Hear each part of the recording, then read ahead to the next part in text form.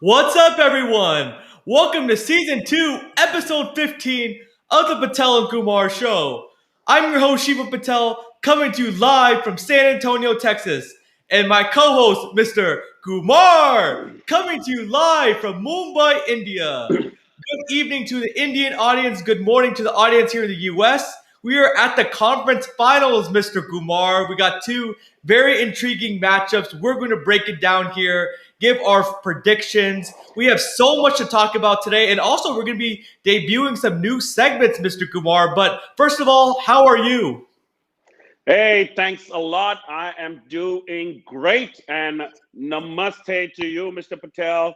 As you said, a very good morning to all our viewers from the US, and a very, very good evening to all our viewers from India.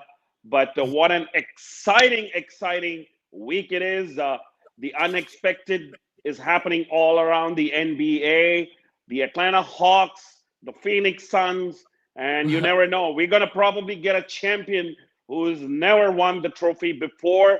And looks like it from the four teams who have qualified for the conference finals. So we're going to be recapping some of the games of round two. Then, of course, the conference finals between and from the Western Conference and the Eastern Conference. And as my friend mentioned, we're going to have some new segments where we're going to do some powwow with Mr. Patel. Yes, ladies and gentlemen, you're going to see me and Mr. Kumar go back and forth. You can in our Maha Youth section, so be sure to stay tuned for that. And also, we have another segment, Shivam Stat Attack. So I'm going to be giving you a little stat that we're going to be talking about, and also our last section, the blame game. So here in the U.S., Mr. Kumar, when something goes wrong, people like to point the finger. So me and Mr. Kumar will be pointing the finger. Who's to blame for the Sixers' loss, and who's to blame for the Nets loss? But thank you, audience, for watching. Please put your questions and comments in the chat section below, and they may be featured live on the show. But are you ready, Mr. Kumar? I was born ready, Mr. Patel. All right, Dad, shout out to you. He said, so excited, man. Thank you for tuning in. Thank you for the comment. But yeah, let's get to it, Mr. Kumar. So first of all, let's recap, the second round, of the playoffs. Of course, the Sixers ended up losing to the Atlanta Hawks, which was very surprising. Nobody saw that coming. Like Mr. Kumar said, they're the Cinderella team. They're, the fifth seed, in the East. And then the other Eastern Conference second round matchup, the Bucks against the Nets. Yeah, the Bucks beat my Brooklyn Nets, unfortunately. But yeah, congratulations to the Milwaukee Bucks for winning that series in Game 7. So what a great second round Eastern Conference matchups, that we had. Other than the Western Conference, the Clippers ended up beating, the Utah Jazz. Other than the Suns ended up getting the broom out and sweeping the Denver Nuggets. Oh, it is a totally unexpected result in the Eastern Conference, starting with the Atlanta Hawks and the Philadelphia 76ers. Of course, I mean, we've all heard about, them coming back from a 26-point deficit in that game five, I suppose, where, I mean, it was unheard of in playoff history. And at the end of the day, it's Atlanta Hawks who are in the conference finals. The totally unexpected team, and Trae Young, man, Trae Young. Yeah, Ice Trey, man, he's been unbelievable, Mr. Kumar. And yes, the Sixers, Joel Embiid wasn't right, but still, the Sixers really struggled, with Ben Simmons. They did a hack of Ben, and he just completely went south mentally. He wouldn't even shoot the ball. There was a play in Game 7 where he literally had a wide open dunk, Mr. Kumar, and he passed the ball to Matisse Thybulle. It was just like, that's when you knew that was a sign that, okay, the Sixers are done. And Joel Embiid was outside shooting jump shots instead of, taking Clint Capella in the paint. The Sixers shooters were really struggling. They really miss Danny Green, Mr. Kumar, but he's not only for shooting ability, but his, veteran leadership ability, because he's won multiple championships with the Spurs, one with the Lakers. So I think Danny Green was a big missing piece, but it was just a struggle for the Sixers. They have a lot of offseason questions, but the Hawks were just the better team in this series. The Hawks have been doing this, for two series. The The first one against the New York Knicks, they were not expected to win that series. They were definitely not expected to win the series against the Philadelphia 76ers. And the way the team has been constructed for the Atlanta Hawks, I think you got to give props to Nate McMillan. He took over as the interim coach mid-season, and he's turned around this team. And Mhm. they're high on confidence. And he's given the license to Trae Young to basically go out there and do his stuff. And he's been doing his stuff, except for that game 7 where he actually only shot 5 of 23, and still they managed to beat the Philadelphia 76ers. So I think more than the Atlanta Hawks winning that series, I think the Philadelphia 76ers lost that series. Yes. But you got to give credit to Atlanta Hawks. I mean, it's been an unbelievable run for them, and they won. They also won the game, first game at Milwaukee. Milwaukee hadn't lost a game yet in these playoffs at home. So so it was definitely something that the Atlanta Hawks are going to take away from this, because they're up 1-0 in that conference final series as well. But I mean, Trae Young, man, it's emergence of some young players in this year's NBA, with Yeah. Devin Booker. Even Ja Moran had a decent outing in his first playoff appearance against the Utah Jazz. Uh, but it's Luka Doncic, but Trae Young, man, he's hot. He's hot right now, and it's all a mindset, I think, right now with Trae Young. I mean, he can just he's so full of confidence that he can do whatever he wants, and he's basically commanding that team over their opponents. Yeah, he's playing with the swagger. You can just tell in his confidence that he thinks every shot's going to go in. He's confident. He's trusting his teammates. That's really important because Trae Young is not only getting his, but in the Sixers series, Capello played well. John Collins played well. Gallinari had a great series. So it's the others also, for the Hawks. Herter had an amazing game 7, and they're missing 2 important pieces. Bogdanovich is not the same. But I think he's the key player for the Hawks. He's their X factor. When Bogdanovich plays well, then the Hawks are even tougher to beat. Of course we know DeAndre Hunter, their defensive stud, is out for the series, so they're doing this short-handed, and they're doing it with a balanced scoring effort, Mr. Kumar. And I think that's really important. And just one more thing I want to say about the Sixers before we officially put them to bed in this segment. But the Sixers, Mr. Kumar, they were a top 5 team in defensive efficiency during the year. Against the Hawks, they were atrocious defensively. Trae Young could get whatever he wants. They were allowing straight line drives to the basket, wide open threes. So the Hawks were basically allowed to have a shooting clinic. And I think that was a big reason that the Atlanta Hawks were able to prevail over the Sixers. And like we said, the Hawks have won all 3 game 1s against the Knicks, like Mr. Kumar said, against the Sixers, and then against the Bucks. Well, we have to start asking the question, Mr. Kumar. Aiden and Trae Young were drafted before Luka Doncic, and hey, they're still playing, and Luka Doncic is back home. So, what a stacked draft that 2018 draft was, Mr. Kumar. Absolutely. And to talk a little bit more about the 76ers, I think the only consistent performer for them has been Joel Embiid, even though, he's playing a little bit handicapped with that torn meniscus. Yeah. Uh, Tobias Harris, who's making $33 million, he's been a no-show and inconsistent throughout the series. Of course, Ben Simmons, he's been the most talked about, basketball star in the past week. And of course, the absence of Danny Green. Seth Curry has been, Yeah. relatively good for the 76ers. But I think, the way the team has been constructed, we always expected them to probably be a little bit better, at least reach the conference finals. This Because was the best year to win a championship, and they didn't, so. it is going back to the drawing board for Daryl Morey. The team hasn't changed much mentally from the way they were with Brett Brown as the coach. They're in the same place. I don't know if Doc Rivers can do something different to this team, but he definitely needs to have a big talk with their star point guard, which is Ben Simmons, and maybe get him to improve his shooting, improve him mentally, I mean, that's what he needs right now. I think Yeah. he needs a little bit of encouragement. He needs a little bit of, somebody to talk to right now. And hey, you never know. Rich Paul is his agent. So I wouldn't be surprised if I see him in a Laker uniform. Oh man, do you really want him, Mr. Kumar? Do you really want a guy that has broken confidence and really can't shoot?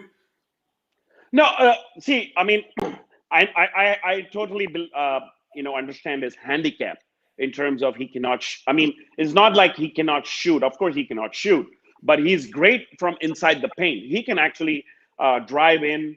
He's 6'9". He has long arms. He's great defensively.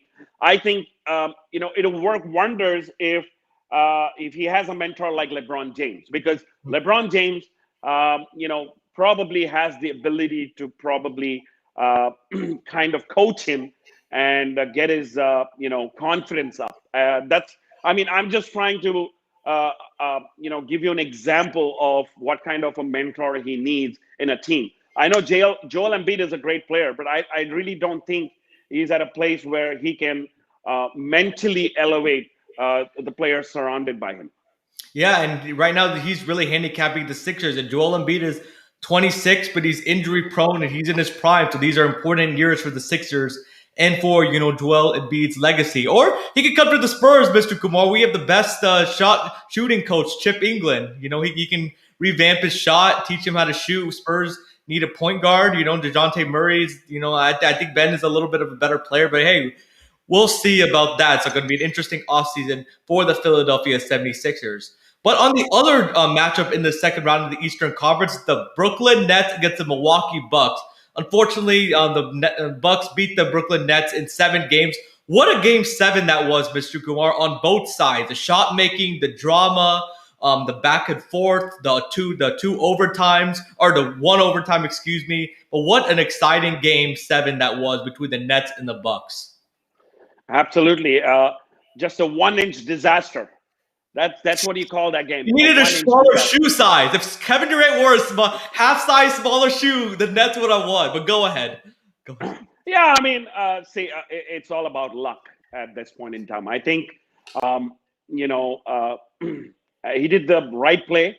I mean, the ball was in his hands. He pretty much elevated and shot the ball, but you could see in his face as soon as he shot the ball and it was given as a 2-pointer instead of a 3-point.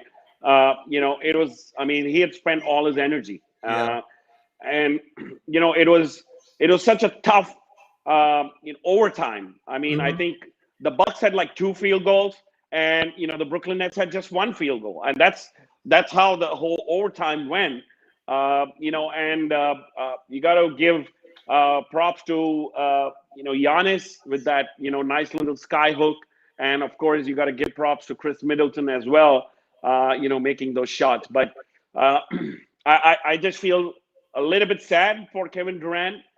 He did all the right things, but his team ended up on the losing side, and I think they will go and look back on this season, and hopefully the trial that we would all like to see on the court more often than seldom what happened this season.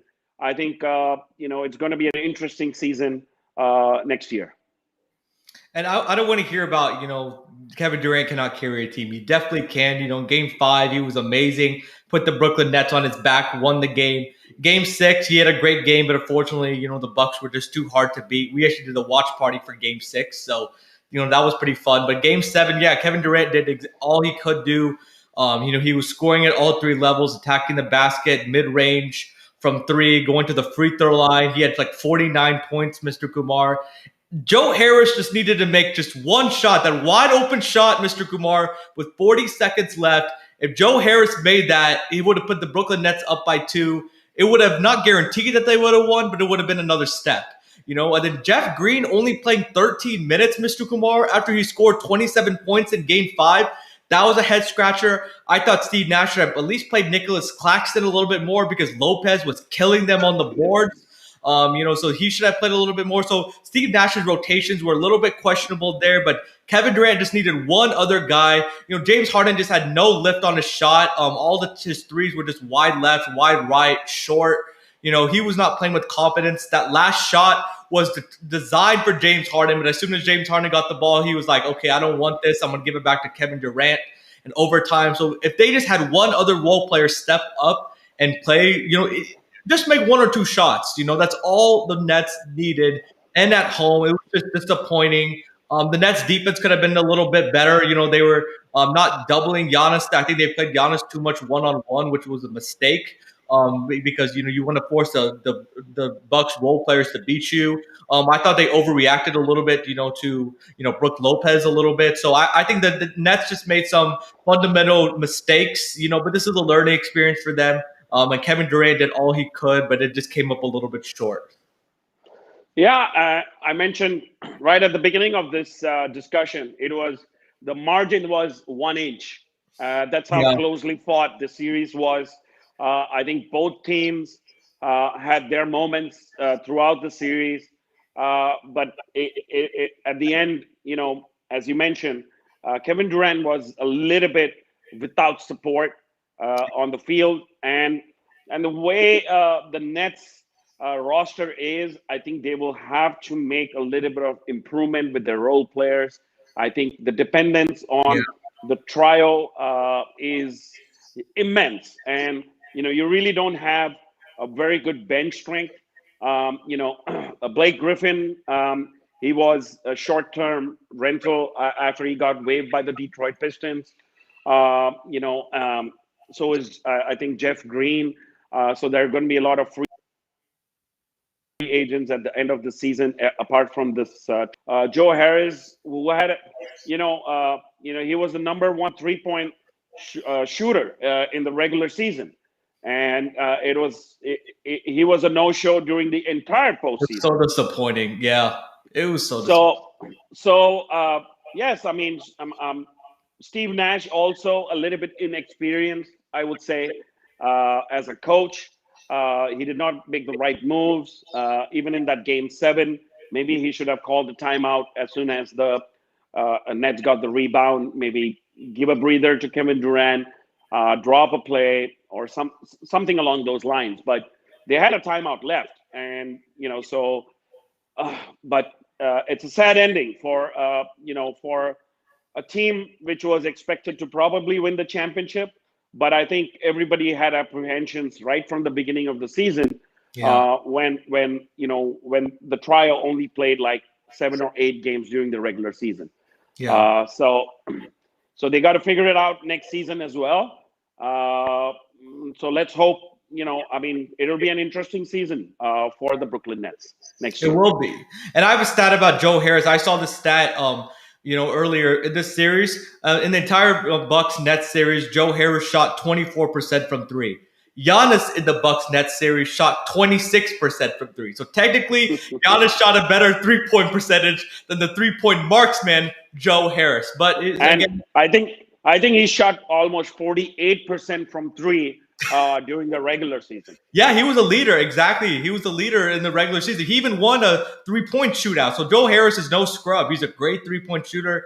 What also was disappointing me about the Nets, Mr. Kumar, is they let the offense dictate their defense. So those role players, I think they felt like they weren't getting the ball enough, or they weren't making their shots. So they were struggling on defense. The Bucks had a lot of straight line drives to the basket. Giannis was just getting whatever he wanted. I have to give credit to the Bucks, Mr. Kumar. Giannis had an attack first mentality. Yes, he did shoot 2 threes, but in the fourth quarter and overtime, attack. Get to the basket. When he attacked, he drew the defense in. He kicked it out to Jrue Holiday, Chris Middleton. Props to them. They were struggling the entire game. When it looked like the Nets might pull away, they were making some huge shots. Brook Lopez made a huge shot. Pat Connaughton. So the Bucks role players stepped up. The Nets role players did not. So congratulations to the Milwaukee Bucks. What a big win. It's not easy to win a game 7 on the road, Mr. Kumar. And I liked it also. They were attacking Harden on defense. Harden was still playing on one leg. They were forcing him to work on the defensive end, which took away his legs on the offensive end. So great game plan by the Bucks. So let's move on to the Western Conference recap, because I think we'll be short on time because we have a few new segments that we want to introduce during the later part of the show. So everyone be tuned in because we have quite a few new segments where me and Mr. Patel will be going at it. We'll be barking at each other. So if you have any comments, please, do tune in. Comment on our YouTube channel or on Facebook.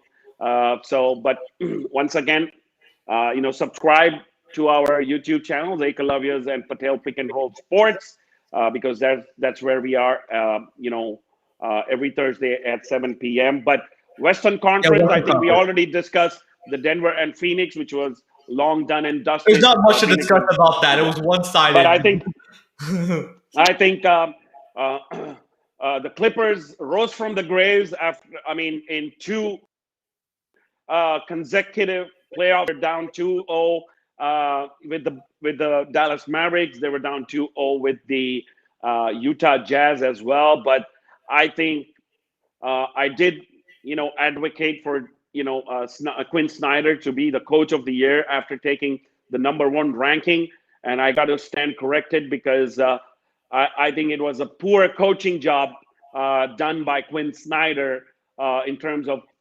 losing that game 6, and game 5 after having commanding leads in both those games. It was a mistake by the Jazz. I'll give my analysis pretty quickly, but it was a mistake by the Jazz. They were living too much by the 3. They were jacking up too many bad shots. When they could have attacked the basket, went in the mid range. Their defense wasn't the best. I think they let Rudy Gobert hang out too much in the perimeter, and he doesn't have the quickest feet. So all the Clippers just did was just attack him, and just blew right past him. I think they put him in uncomfortable situations. So I think that was something Quinn Snyder could have done a little bit better. And I think they were a little bit too reliant on Donovan Mitchell.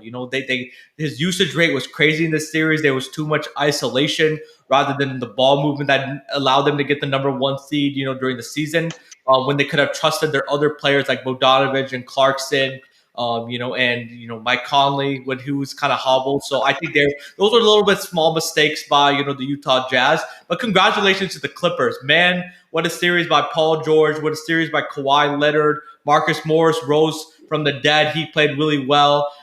Terrence Mann, Mr. Kumar, Reggie Jackson, man, they went crazy in Game 6. So Clippers, just had too much scoring ability that the Jazz could not match, and that's why they were able to win this series.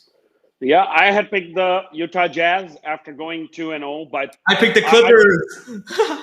But I really thought they had the upper hand, and as I mentioned, they were leading by quite a big margin in Game 5 and Game 6. But you got to give a little bit of props to Pandemic P, who converted himself to playoff P, and he carried the team without Kawhi Leonard. And this team wasn't expected to win without Kawhi Leonard. But I think, to be frank, this team has better ball movement without Kawhi Leonard in the lineup.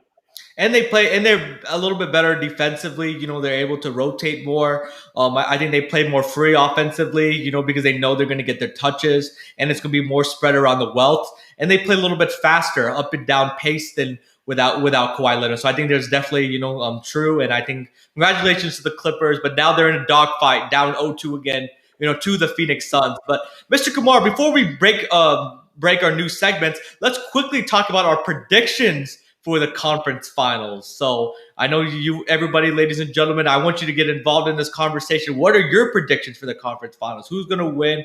What are your comments? Put that all in the chat section below. But Mr. Kumar, what is your Eastern Conference Finals prediction? I still pick the Bucks. I think the Bucks are better defensively. I think the first game was a little bit of an aberration. I think Jrue Holiday played a great game. So did Giannis. But it was a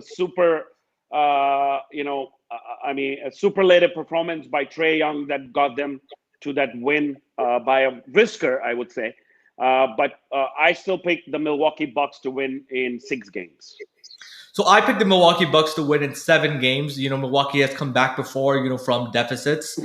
But Milwaukee needs to make some adjustments. I'll go through it really quickly. Their coverage on the pick and roll, they're playing that drop coverage where when Trae Young's come on the pick and roll, Brook Lopez is basically getting the paint. So that allows Trae Young, to get his three-pointer, to get his floater. And then when True Holiday tried to fight over the screen, Trae Young would hit him with a crossover 3-point shot. So I think the Bucks need a trap and blitz the pick and roll, get the ball out of Trae Young's hand, force the others to beat them. You would rather let the others beat them and than not Trae Young. So they need to make that adjustment. I think that's important. But I think the Bucks are going to win in 7 games. Yeah, and coming to the Western Conference, it's already 2-0 for the Suns, and what an ending it was. Game two, a great play drawn up by Monty Williams, giving an alley-oop to DeAndre Ayton, who managed to put that basket in that final microsecond. But what a controversy! 3 or 4 minutes. There were so many reviews. There were so many. It took 33 minutes to play the last minute and a half, ladies and gentlemen. But go ahead. Yeah, but I just don't think the Clippers have the energy to beat this confident, fast, and a team talent Phoenix Suns. And I think they're going to win in 5 games. The only reason being is that they have great role players. They have great support from the bench, and Monty Williams, has been more like a chess player this entire postseason. He's able to read the opponents and make adjustments much better than the other coaches. yeah, Monty Williams is playing chess. The other coaches are playing checkers. Yep, that's true. It's been that way the entire playoffs. DeAndre Ayton is the X factor, Mr. Kumar. When he plays well, takes the Suns team to a whole nother level. They could throw it to him in the post. He even has a nice mid-range shot, 10 to 12 feet. It's money. He gets rebounds, plays great defense. He's everything for them. And Chris Paul, ladies and gentlemen, is coming back in game 3. So that's going to allow Devin Booker to be off the ball in his natural 2-guard position. So he's going to be able to come off screens rather than having to initiate the offense. So I think that's going to be key for them. And the role players, Bridges, Aiden, Jay Crowder, Cameron Payne, Mr. Kumar. He's been a pain to his opponents. 29 points. What a performance. So I think the Suns are going to win in 6 games. I think the Clippers are going to take care of business at home like they have been before, but I think the Suns are a whole different animal, and the Suns are going to take it over and win this series in 6 games. So let's hope so. So let's move on. I guess. But are we? We also had those polls going on, right? So maybe we can show the results of the polls. Yeah. Yeah. So we asked just before we get on to our new segment. So we asked who was going to win, between the Suns and the Clippers, and it looks like I believe a majority of the audience picked the Suns to win. I don't remember the exact percentage, Mr. Kumar, but I believe that. And then the Hawks and the Bucks, I believe the audience picked the Bucks. Yeah, 75%. Oh, yeah, 75% for the Suns, 25% for the Clippers. Me and Mr. Kumar are in the 75% percentile. Then for the Hawks and the Bucks, I believe most of the audience did pick the Milwaukee Bucks, to win the series. Yeah, I think most of them picked their Hawks opponents in the previous 2 series as well, and they're one game up, and they've beaten the Bucks at home. But yeah, it's 72-28. But you cannot write off the Atlanta Hawks the way they have been performing this postseason. For sure.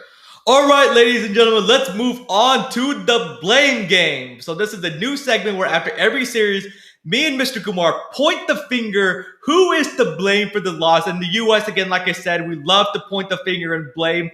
Who when we lose and when we come up short. So let's talk about the Philadelphia 76ers, Mr. Kumar. So they lost in heartbreaking fashion in Game 7 to the Atlanta Hawks. So who does Mr. Kumar point the finger to and blame for the Sixers' loss? Hey, I think I got to point fingers. I got to point fingers.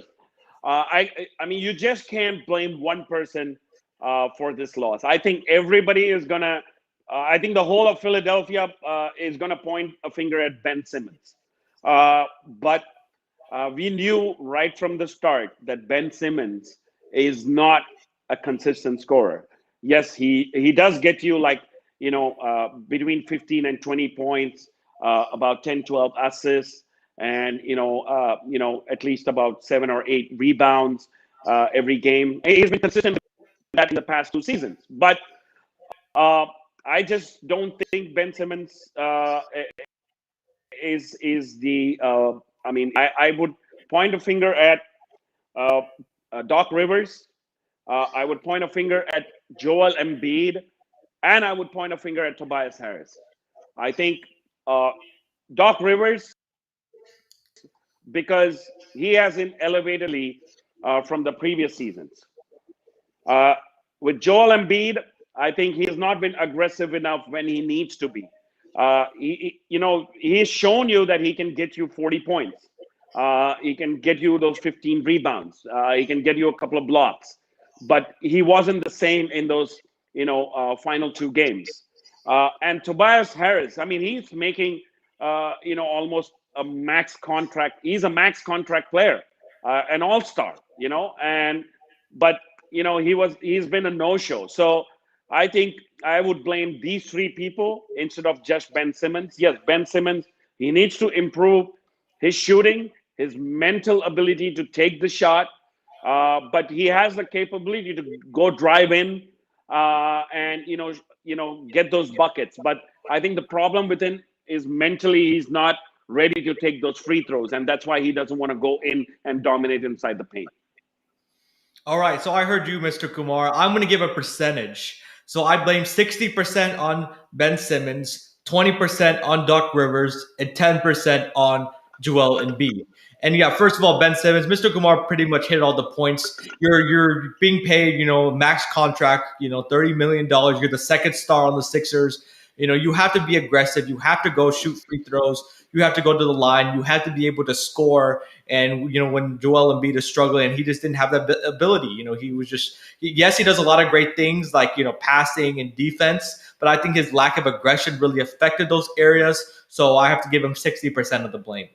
Doc Rivers 20% of the blame because he gave up a 26-point lead in one game, an 18-point lead in another game. He can't keep the leads, Mr. Kumar. He's given up a 3-1 lead before. Since that long ago championship with the Boston Celtics, he hasn't made it out of like the second round of the playoffs. So, he needs to, look himself in the mirror and figure out what he needs to do better, what buttons he needs to push, and better coaching style, for these players. 10% Embiid because game 6 and game 7, he had 8 turnovers in game 6, 8 turnovers in game 7, 16 total. That was another big problem for the Sixers. He could dominate Clint Capella. I know he had the partially torn meniscus, okay? But that's an injury you can play through. Yes, it's going to hurt at times, but he needs to, be able to suck it up, go attack Clint Capella, get him in foul trouble. Because after Clint Capella, Mr. Kumar, you're playing a rookie. The Hawks have a rookie backup to Clint Capella. So you need to get Clint Capella out of the game, get him in foul trouble, force that double team, and kick it out to the shooters. And Joel Embiid didn't do enough of that. He was too, relying on the 3-point shot. So the last 10% has to go towards Joel Embiid for the blame. Well, I mean, again, agree on all those points. But I think Doc Rivers, as a coach, needs to probably hire a sports psychologist as his assistant coach, rather than somebody who is great offensively or defensively or make plays or get all those stuff in. Because I really feel when he was a coach of the Boston Celtics, he had players who were mentally tough. He had Kevin Garnett, he had Ray Allen, he had Rondo. These guys were mentally tough. When you look back at the Clippers last season, again, they were expected to win, but mentally, you would say, I mean, Paul George agreed with that, was they weren't mentally ready for the bubble, So again, it's all boils down to the mental aspects of the game. And the same thing happened with the Philadelphia 76ers.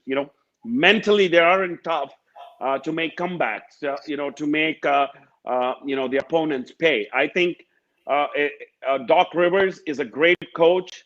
He knows what he's doing, but I don't think he can elevate players mentally when the going gets tough.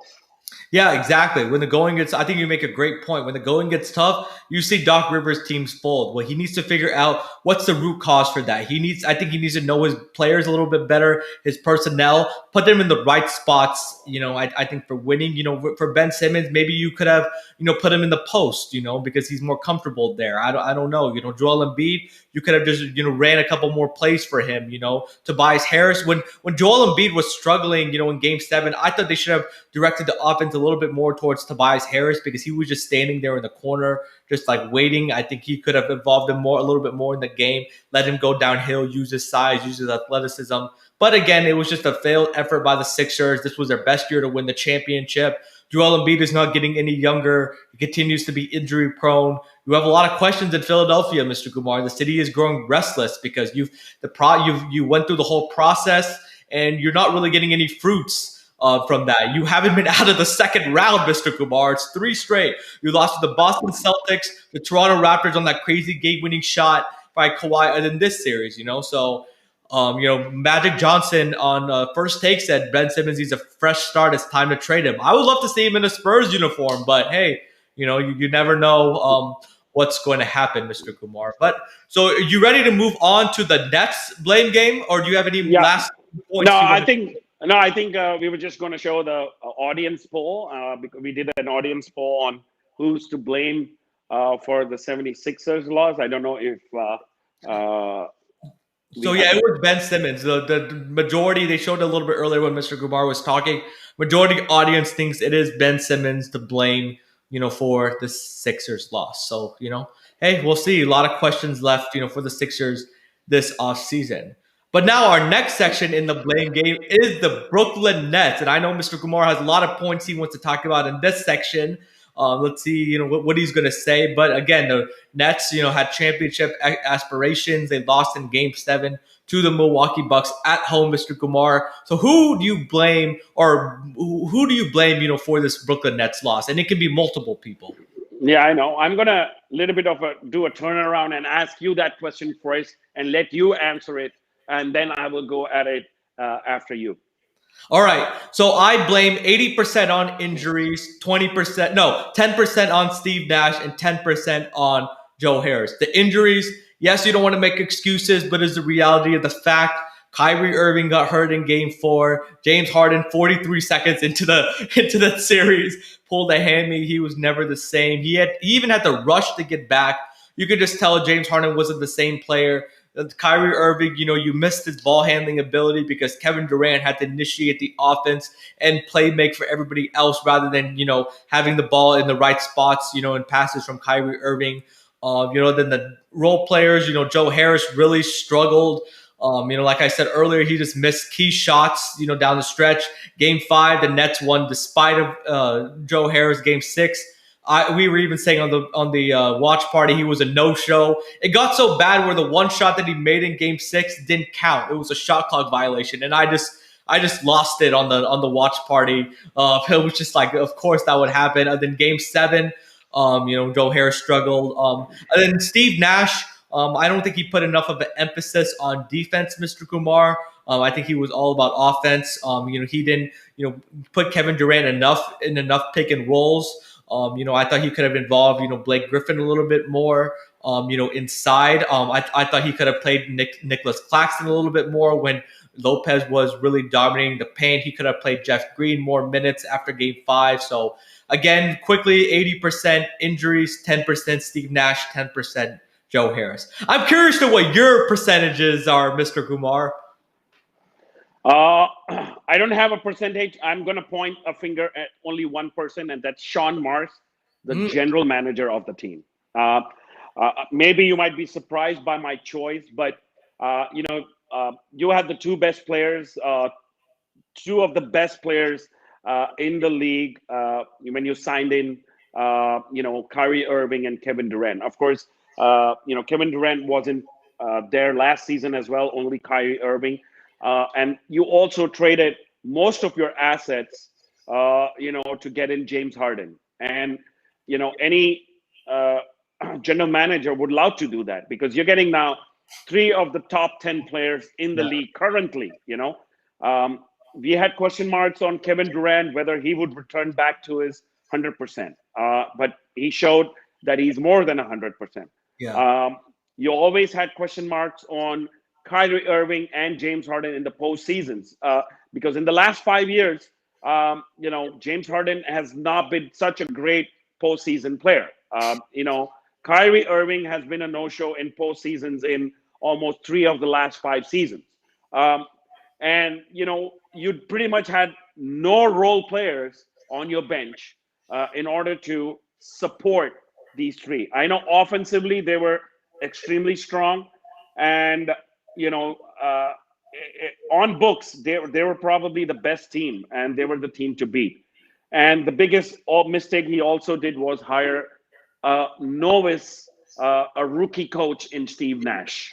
I Hmm. think I think you had a lot of choices, and I think it would have been better served if he had gone for a little bit of an experienced coach. And then, of course, the injuries. Nobody can predict those injuries, but at the same time, there were times when all three were, fit enough to play, but they still elected not to play. So Yeah. playing only 7 games. So the reason I blame Sean Marks is because all the moves he made were not to support the team, but too much dependence on three players, two of them who have had histories in injury. So it was but natural that you have a lot of emphasis on these three players, and it just got to them at the end during the playoffs. So Sean Marks, you just need to do a better job of having surrounding at least a little bit better role players. You can have Mike Jones or Claxton or Tyler Johnson and those kind of Yeah. players, because these players cannot perform for you, in a pressure situation, because they have never ever been put into that situation. I'm not going to lie, ladies and gentlemen. I did not expect that answer from Mr. Kumar. I thought when he said the one person to blame, I thought he was going to say Kevin Durant as a LeBron fan. I was expected it, but hey, that was a very objective answer, Mr. Kumar, and great analysis. I think you made a lot of great points that I agree with. You didn't have enough shooters. Surrounding these guys and defenders. Think about it. Who's your best defenders on the bench? Was it what, Jeff Green? You didn't have enough defensive players knowing that you're going to be this potent offensively. So I think that's true. Sean Marks needs to bear some blame, and this is going to be a big offseason for him. So I think you made some very valid points, Mr. Kumar. I think the news is that one of the assistant coaches from the Brooklyn Nets, he gets Ime hired Udoka. as the coach of the Boston Celtics. And the other mistake Sean Marks did was, hire Mike D'Antoni as an assistant coach, who's also very offensive minded coach. Yeah. He's never been a defensive minded coach.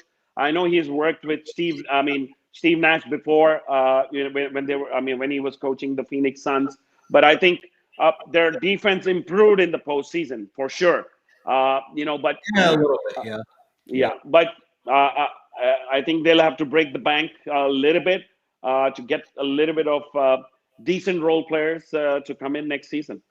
I think I had to push back on you a little bit, Mr. Kumar. Yes, the Mac D'Antoni hire wasn't great, but you already had two defensive coaches. Jock Vaughn, who, by the way, I thought they should have hired him as a full-time coach back because he led the Nets to a bubble run. With Karis LeVert. They were very competitive. They almost beat the Blazers and Ime Udoka. So those were your two defensive coaches. But hey, you have Mike D'Antoni there, who's offensive minded. But hey, we'll see. We'll see what happens. Going forward. But are you ready to introduce? Well, okay. Before we get to our next section, let's talk about the poll question: who's to blame for the Nets' losses? It looks like the majority of the audience thinks it is the injuries, which is valid, but still, there's other factors. I'm saying that as a Nets fan, Mr. Kumar. There was other reasons besides the injuries that the Nets lost, but the injuries played a big part, in this series. So, are you ready to introduce our next section, Mr. Kumar?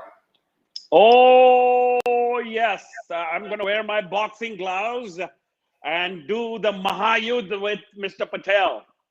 All right.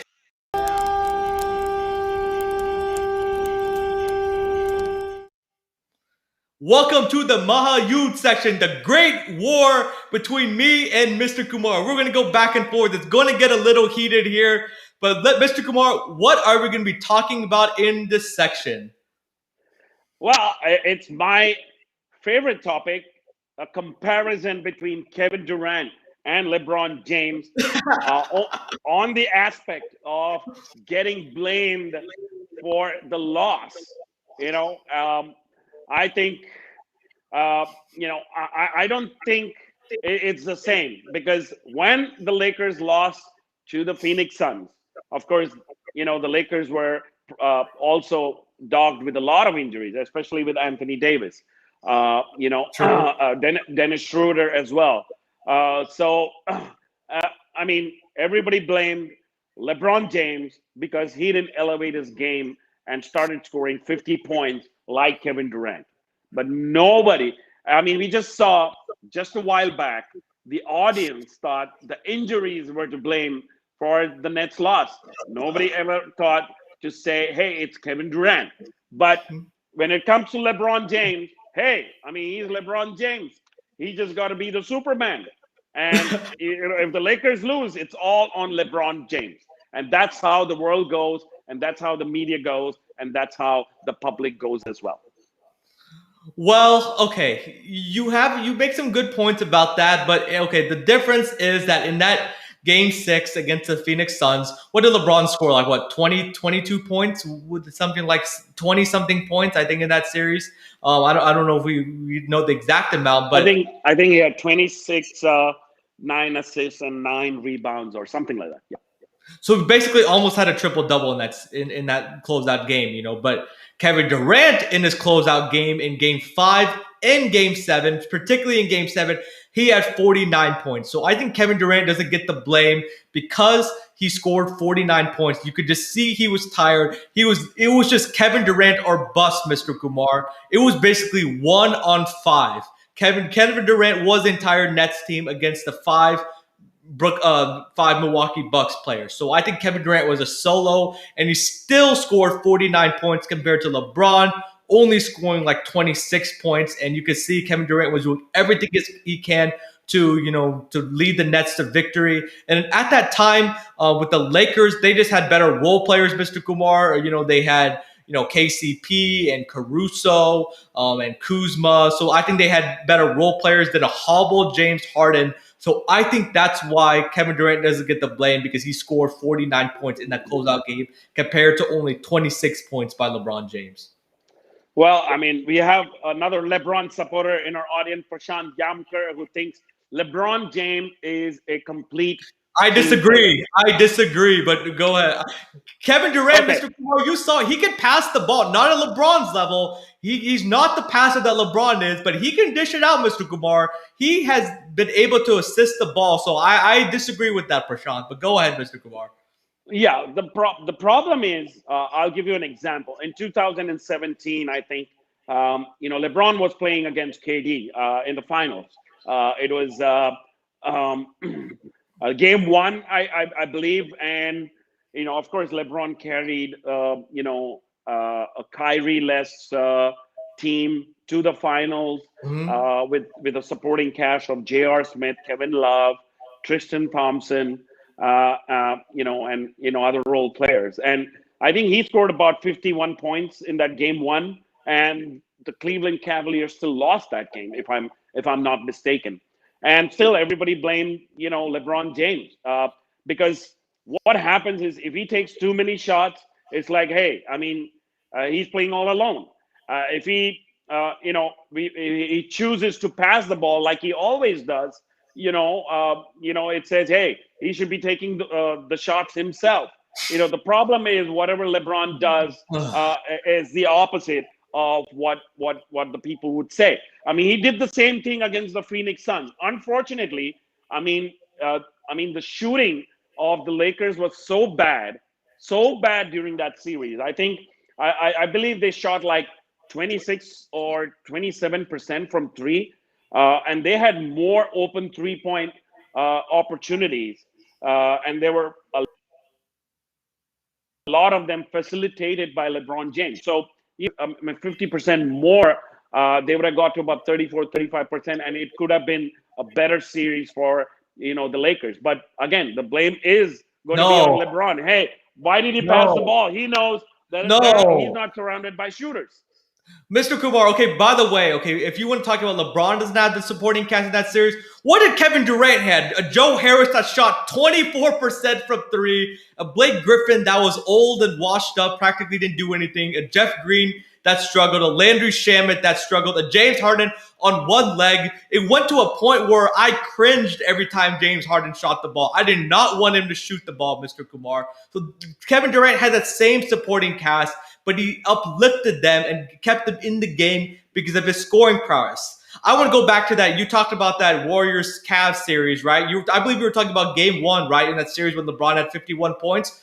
Well, LeBron got the blame because he had Steph Curry on him on a switch, Mr. Kumar. And instead of pulling up and shooting on Steph Curry, he's been hot all game, making a lot of three-point shots. He passes it to George Hill, who gets fouled and misses one free throw and makes the other. LeBron should have shot that ball. Kevin Durant would have shot the ball. And I believe if LeBron shot that ball, he would have made that shot. So I think that's why he got the blame. In that situation, if you're a superstar, you want to shoot that ball rather than giving it to George Hill. Uh, I mean, I don't think it's the same kind of equation. I know we're not really talking about team comparisons here.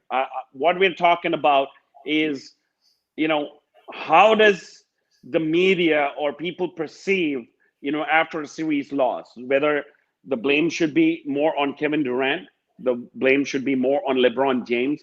The team didn't perform well in both the cases. Mm-hmm. The same with Brooklyn Nets because they were shorthanded by injuries. The same was the case with Lakers.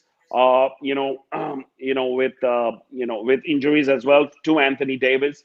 But I totally agree with the fact that Kevin Durant had superlative performances in Game 5 as well as in Game 7.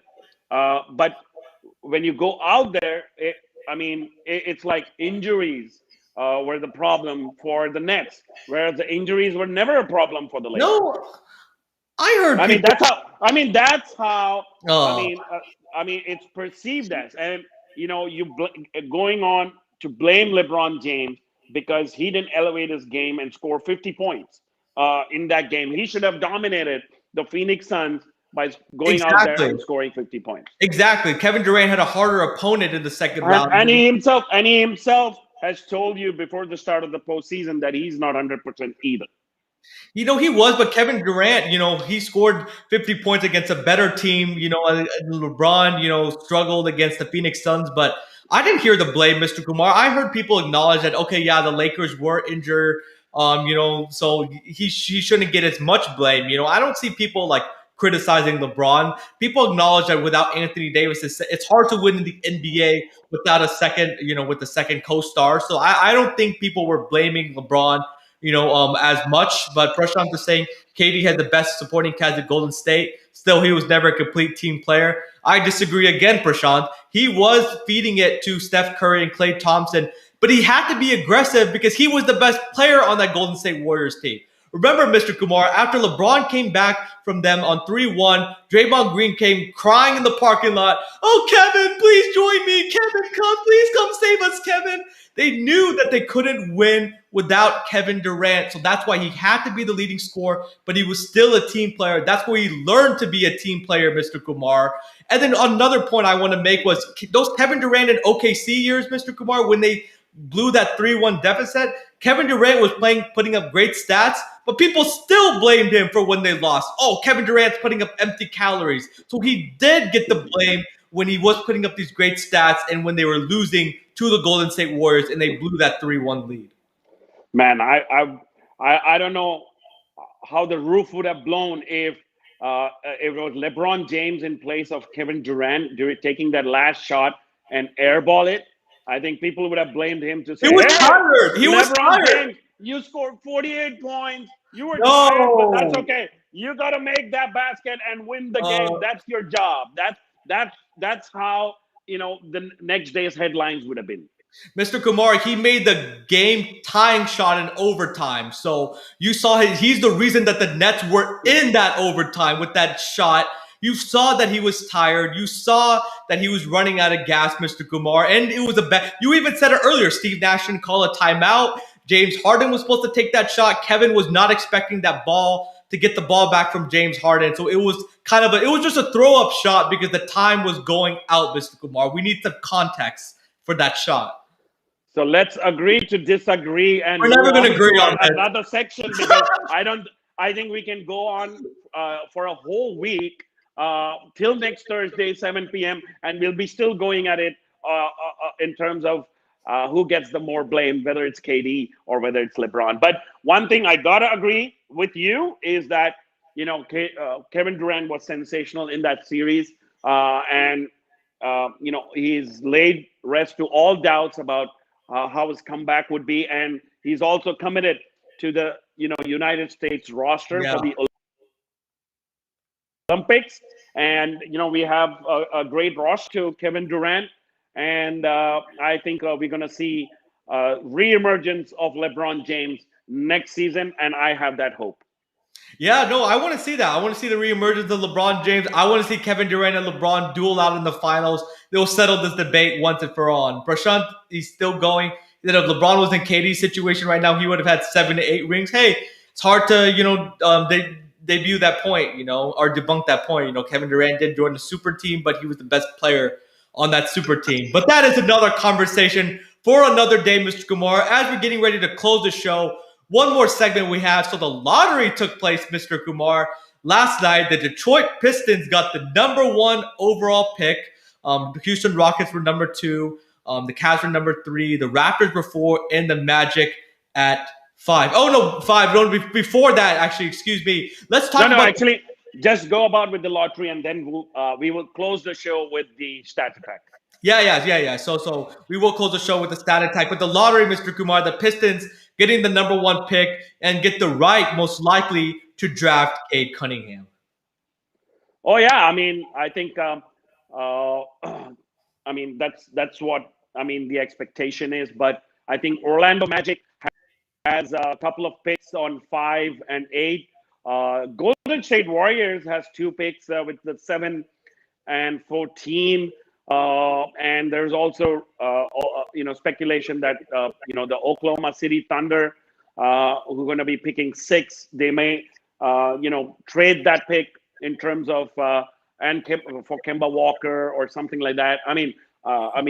With Kemba Walker in combination, because he got traded to the Oklahoma City Thunder. So I think it's an interesting draft. I think a huge opportunity for a rebuild team like Orlando Magic, who have 2 picks within the first 10, and with Golden State as well. I mean, they're going to get Klay Thompson back. So Steph Curry, Klay Thompson, Draymond Green, James Wiseman, who was the #2 pick last season, and 2 top 15 picks this season. So it could be a great lottery for the Golden State Warriors. I personally think that they're going to trade one of those picks, try to get another bona fide, great player, maybe a great defender, maybe another shooter. But we'll see, Mr. Kumar. Yeah, the Magic and the Warriors both have 2 top 15 picks. The Rockets, who had a great chance to get #1, but they're going to be picking at #2 as they try to rebuild from the post-James Harden era. But before we close the show, Mr. Kumar, let's talk about another segment that we're going to be debuting, the Shivam Stat Attack. So let's show the graphic.